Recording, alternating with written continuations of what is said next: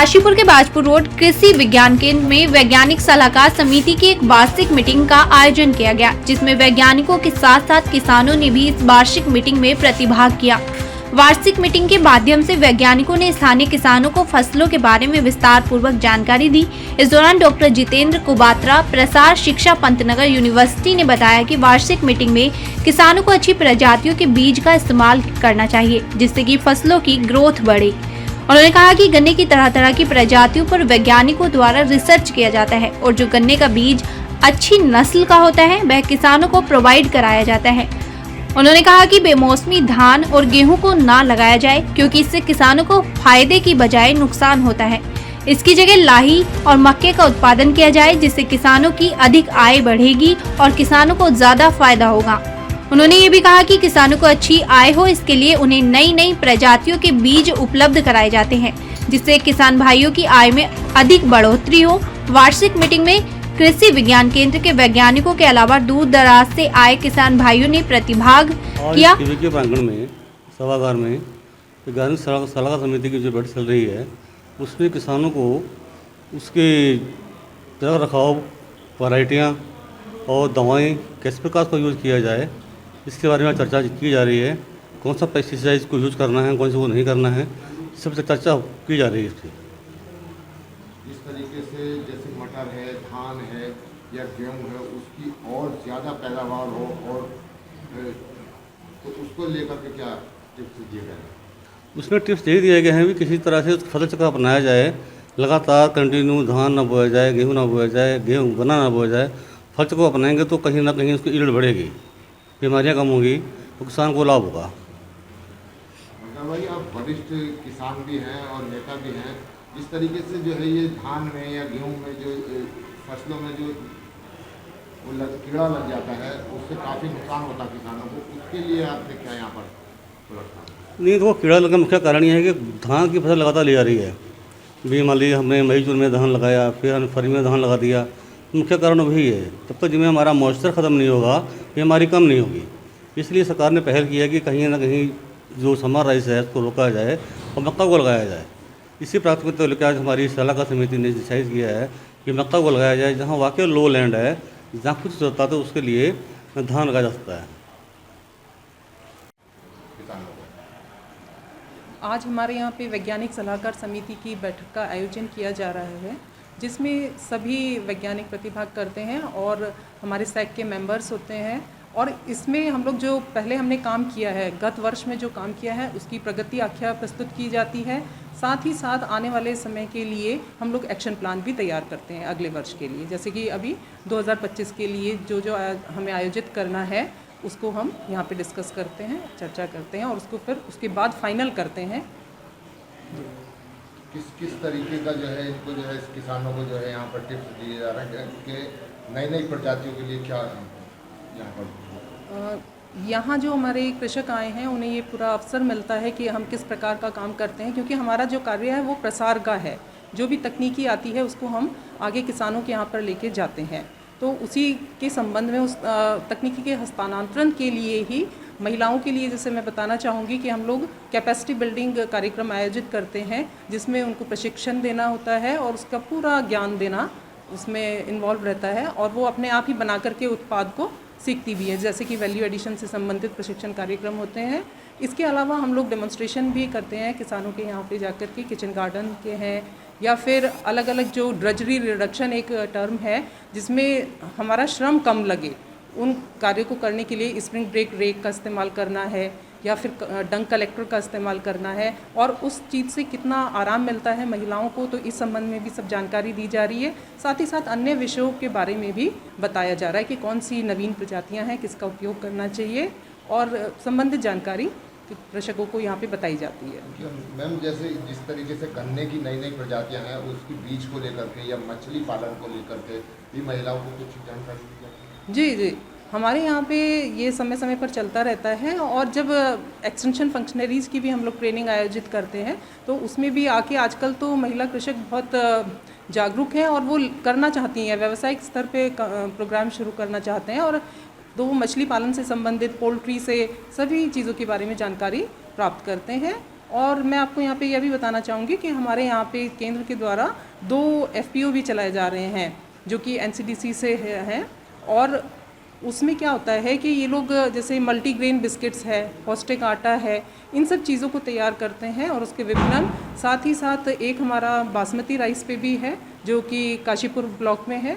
तो इस तरह के कार्यक्रम ये जो फार्मर्स के लिए बहुत ही उपयोगी होते हैं।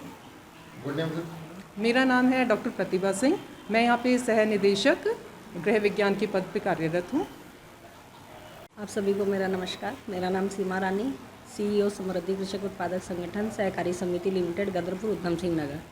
आज वार्षिक बैठक में हम लोगों को आमंत्रित किया गया, तो आज यहाँ खेती से संबंधित बहुत सारी जानकारियाँ कृषि वैज्ञानिकों के द्वारा दी जा रही हैं। जैसा कि हमारे किसान भाई हैं तो मेनली तो इनको फोकस किया जा रहा है कि जो भी हम फसल उत्पादन करते हैं वो जो अगेती फसल अगर हम लेते हैं तो उसमें लगाने में किसान भाइयों को हमेशा बहुत प्रॉफिट रहता है, क्योंकि अगर अगेती फसल लगाई जाती तो उस समय दाम अच्छे मिलते हैं और जो बीच के समय में फसल का उत्पादन होता है उसमें दाम एक कम हो जाता है और उसमें बीमारियां भी ज़्यादा आती है।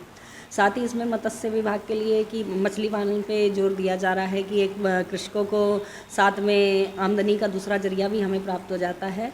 इसी के साथ फल उत्पादन पे जोर दिया जा रहा है कि अमरूद का L9 जो पौधा आता है कि उसमें आप कीटनाशकों का रोक करके आप उसको अपना साथ में बगीचा वगैरह लगा के तो उसमें अधिक उत्पादन कर सकते हैं। और साथ ही हमारे जो FPO से जुड़े हुए किसान हैं उनके लिए एक मार्गदर्शन दिया जा रहा है कि जिस तरह से आप लोग कृषि के साथ में पशुपालन को भी प्रयोग में ला सकते हैं और मुर्गी पालन, और साथ साथ जो हमारी जो महिला हैं ग्रामीण क्षेत्र से जुड़ी हैं उनके स्वास्थ्य को ध्यान में रखते हुए भी उनको मल्टीग्रेन लड्डू जैसे सोयाबीन और गुड़ और देसी घी से बने हुए, साथ में सोयाबीन और जो सिंपल आटा होता है उसका 90:10 के रेशियो में, और नॉर्मल आटा जो है और साथ में मंडुवे के आटे के साथ 18:20 रेशियो में हम लोग अपनी ग्रामीण महिलाओं को दे सकते हैं, जिससे कि उनका स्वास्थ्य अच्छा हो सकता है।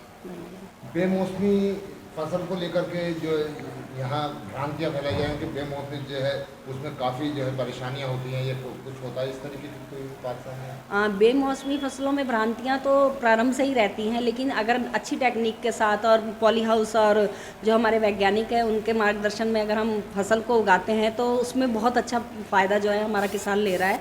अभी इस मीटिंग के दौरान ही हमें बताया गया है कि जैसे प्याज की खेती लेते हैं तो प्याज की 3 लाइनों के साथ अगर एक लाइन गेंदे की पौधे की भी लगा दी जाए, पीला गेंदा, तो इससे जो इंसेक्ट्स हैं जो प्याज की फसल पे उस पर प्रभाव डालते हैं, उसको प्रभावित करते हैं, जिससे उसका उत्पादन कम हो जाता है। तो उससे बहुत अच्छा फ़ायदा मिल रहा है और साथ ही हमें इंसेक्टिसाइड भी कम प्रयोग करने पड़ रहे हैं।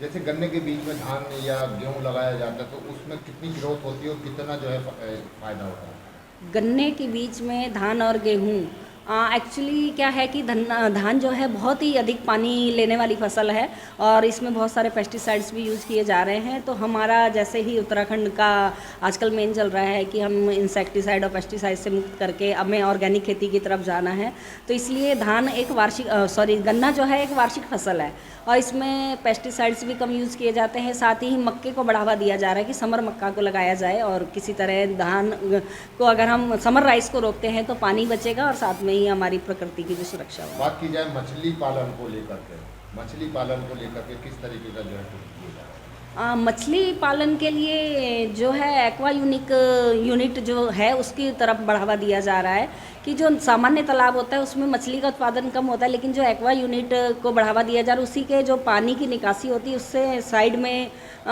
तरह तरह के पौधों को भी उगाया जाता है और पानी वेस्टेज भी कम होता है और मछली का उत्पादन भी अधिक रहता है। धन्यवाद। ये जो आज हमारा कार्यक्रम हो रहा है ये कृषि विज्ञान केंद्र में वैज्ञानिक सलाहकार समिति की बैठक का आयोजन किया गया है। इसमें हम लोग क्या करते हैं कि जो हमारे वैज्ञानिक लोगों ने लास्ट ईयर जो कार्य किए होते हैं वो और अगले साल जो उनको जो कार्य करने होते हैं इसके बारे में चर्चा की जाती है। और इस बैठक में हम लोग विभिन्न एक्सपर्ट्स को बुलाते हैं और जो प्रगतिशील कृषक होते हैं वो भी इस बैठक में आते हैं ताकि वो भी अपना इनपुट दे पाएँ कि किसानों के लिए जो हम एक्शन प्लान बनाने वाले हैं उनके फ़ायदे के लिए वो कितना प्रभावी हो, कितना अच्छा हो। इसी उद्देश्य से ये बैठक की जाती है और ये साल भर में एक बार बैठक होती है ताकि हम जो वैज्ञानिकों की जो कार्य योजना है उसको हम अच्छा कर सकें। आज चर्चा किस चीज़ पर ज़्यादा की गई है? आज हम चर्चा ये की है कि किसानों की आय को हम कैसे बढ़ाएं। जो हमारा मेन उद्देश्य यही होता है कि किसान उत्पादन तो कर रहा है लेकिन उसको अच्छी मार्केट भी नहीं मिलती है, तो अपनी मार्केट को कैसे बढ़ाए, अपने जो उत्पादों का उचित मूल्य कैसे प्राप्त करे। और आज की डेट में जैसे हम देख रहे हैं कि किसान जो है अंधाधुंध केमिकल्स का प्रयोग करते हैं खेतों में, जिससे मिट्टी भी हमारी ख़राब हो रही है और जो है खर्चा भी बढ़ता है किसान का। तो हमने ये कहा किसानों को भाई जो है आप नेचुरल फार्मिंग की तरफ जाएं, जैविक खेती को बढ़ावा दें और इस तरह के उत्पाद हम लोग उत्पादित करें जो कि हमारे लिए भी और जो हमारा समाज है, जो हमारे और जो जनता है, आम जनता के लिए भी वो उत्पाद जैविक हों और उनके लिए फ़ायदेमंद हो सेहत के लिए। ये हमने चर्चा की है इस विषय में। जिस तरीके से फसलों में जो है काफ़ी बीमारियां हो जाती हैं और उसमें जो है किसानों को काफ़ी नुकसान होता, तो उसके लिए क्या यहाँ पर जो है हमने ये कहा किसान भाइयों से कि जो जब आप खेत में कोई फसल लगाते हैं, जैसे गेहूँ लगाया, आपने धान लगाया, तो उसका शुरू से ही उसका आप उसे ध्यान रखें। आपको रेगुलर खेत में जाना चाहिए और जैसे ही इंसेक्ट का या बीमारी का आपके खेत में प्रकोप होता है तो आपको तुरंत जो है उसको रोकने का प्रयास करना चाहिए। उसमें ये भी देखना चाहिए कि कितने % आपकी बीमारी या कीड़ा लगा है। अगर हल्की फुल्की बीमारी कीड़ा आया है तो बिना मतलब में आप अपना पैसा खर्च नहीं करेंगे। जब बीमारी का प्रकोप बढ़ रहा है तब आपको लगता है कि नहीं भैया ये जो है बीमारी बढ़ रही है या रोग ज़्यादा आ गया है या इसमें कीड़े आ गए हैं, तब आपको खेत में स्प्रे करना चाहिए। ध्यान ये रखें कि बीमारी आने के से पहले ही आप खेत का भ्रमण कर लें, तभी करें। जैसे आप अभी मौसम बदलने लगा है धीरे धीरे, अब आप लाही की फसल खेत की बात करेंगे तो अब माहू की प्रकोप की संभावना होती है। तो इस तरह से हम खेतों का भ्रमण करते रहें और आवश्यकता के अनुसार जो है खेत में रसायनों का प्रयोग करें। अंधाधुंध बिना किसी कहे पूछे जो है नहीं करना चाहिए, क्योंकि उसमें फसल भी खराब होती है और हमारा खर्चा भी बढ़ता है। बात की जाए बेमौसमी धान या जो गेहूँ की, जो गन्ने के बीच में लगाई जाती है और पानी उसमें ज़्यादा मात्रा में जो है लेता है गन्ना है वो गेहूँ या धान, तो उससे गन्ने की फसल को कोई नुकसान? देखिए अब आजकल क्या है, जैसे अब हम लोग इस जिले में देख रहे हैं कि लोग धान लगाते हैं, फिर गेहूँ लगाते हैं और या उसके बाद फिर धान लगा लेते हैं। तो जो हम लोग जायद के मौसम में धान लगा रहे हैं या गर्मी वाला धान लगा रहे हैं, उसके लिए सरकार ने इस बार कहा है कि इसको धान को बंद किया जाएगा। अब बंद कर तो देंगे, लेकिन उसके बदले में क्या लगाया जाएगा? तो ये कहा गया है कि आप मक्का की खेती को बढ़ावा दें और जहाँ पर संभव हो आप मेंथा की खेती को बढ़ावा दें। गन्ने को भी हम लगा सकते हैं, क्योंकि अक्टूबर गन्ना जो हम जो है मार्च अप्रैल में गन्ना लगाते हैं, उस गन्ने को भी लगा सकते हैं हम लोग जो हैं। और कई सारे हमारे पास अल्टरनेटिव हैं, जैसे मक्का हो गया, मेंथा हो गया, गन्ना हो गया। सब्जियों का हम कर सकते हैं। धान जैसे कि हमारे पास उड़द मूंग या लोबिया होता है, उसको लगा सकते हैं। ये कई सारे हमारे पास अल्टरनेटिव जायद के मौसम में लगा सकते हैं। उनको प्रयास ये करना है, क्योंकि आप देखेंगे धान में जो हम लगाते हैं, गर्मी के धान लगाते हैं, उसमें बहुत ज़्यादा पानी का दोहन होता है। तो और पानी का लेवल बहुत नीचे चला गया है, प्रदूषण भी बढ़ जाता है उससे। और कई सरकारें जैसे हरियाणा सरकार, पंजाब सरकार ने उसको बंद कर दिया है। इसी की तर्ज पे ही जो है हमारे प्रदेश में भी इस बार जो है धान को, गर्मी के धान को बंद करने की बात की जा रही है। लेकिन बंद करने के साथ साथ जो हम अल्टरनेटिव देंगे, कई सारे ऑप्शंस हैं। किसान भाई थोड़ा सा इन ऑप्शनों में से जो भी उनके एरिया के लिए अच्छा हो उसको चयन करें और लगाएं। बात की जाए गन्ने की, आपके यहाँ 150 एकड़ में गन्ना जो है बीज का उत्पादन हो रहा है और जो है यहाँ पर जो किसानों को इसको दे, तो किस तरीके की प्रजातियों के गन्नों को लेकर के जो है यहाँ पर? हाँ, गन्ने की कई सारी प्रजातियाँ हैं जो कि हमारे पंतनगर विश्वविद्यालय द्वारा विकसित की गई हैं।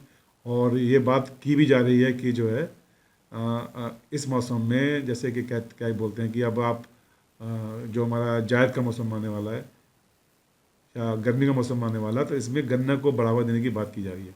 धान को कम करके गन्ने को बढ़ावा देने का भी एक ऑप्शन है। तो इसी क्रम में हमारे पंतनगर द्वारा कई प्रजातियाँ डेवलप की गई हैं और जो कि हमारे गन्ना अनुसंधान केंद्र में उपलब्ध हैं। किसान भाई उसको अपनी डिमांड दे के यहाँ से इनको ले सकते हैं। अच्छी प्रजाति हैं, ये नई वैराइटीज़ हैं। और जो समस्या थी, जैसे 238 हमारा गन्ना आता था पहले, उसमें हमारा बहुत सारा गोला बेधक या रेड रॉड की समस्या आती थी। तो इस तरह की समस्या जो कि नए बीज बनाए गए हैं हमारे यहाँ, वो समस्या नहीं है। किसान हमारे इसको यहाँ पर ले सकते हैं आके इसके अंदर। आज किसान या जो वैज्ञानिक हैं उन कितने लोगों ने जो है यहाँ पर प्रतिभाग किया है आज हम देखें सब किसान भाई और 15 के वैज्ञानिक लोग मिला के और आसपास के कृषक को मिला के देखे जाएगा तो लगभग हमारे यहाँ 40 लोगों ने प्रतिभाग किया है।